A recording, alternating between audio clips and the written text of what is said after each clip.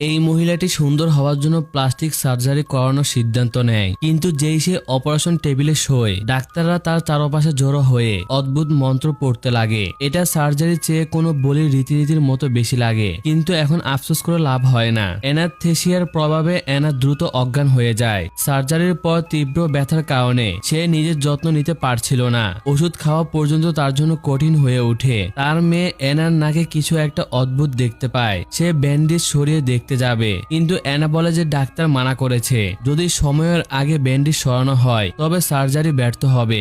যখন সে চেকআপের জন্য আবার হসপিটালে আসে, তখন ডাক্তার বলে যে অ্যানা সুস্থ হচ্ছে এবং কিছুদিনের মধ্যে ব্যান্ডেজগুলো সরানো হবে। ডাক্তার তাকে একটি পুনর্বাসন কেন্দ্রের পরামর্শ দেয়, যেখানে প্লাস্টিক সার্জারির রোগীরা থাকতো এবং তারা প্রায় সামাজিক জমায়েত করত।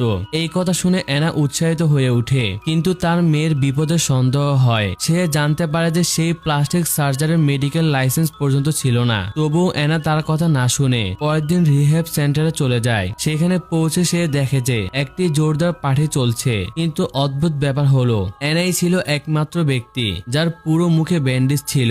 ডাক্তার বলে বাকি সবাই ইতিমধ্যে পুরোপুরি সুস্থ হয়ে গেছে এবং তারা সবাই অ্যানার ব্যান্ডেজ খোলার দৃশ্য দেখার জন্য আগ্রহী। সবার সামনে নিজের ব্যান্ডেজ খুলতে অ্যানা দ্বিধা করতে থাকে, কিন্তু সুন্দর হওয়ার চিন্তা আসতেই তার মন রাজি হয়ে যায়। সেই রাতে সবার চোখের সামনে সে ব্যান্ডেজ খোলে, কিন্তু যেই সে আয়নায় নিজের মুখ দেখে, সে ভয়ে জমে যায়।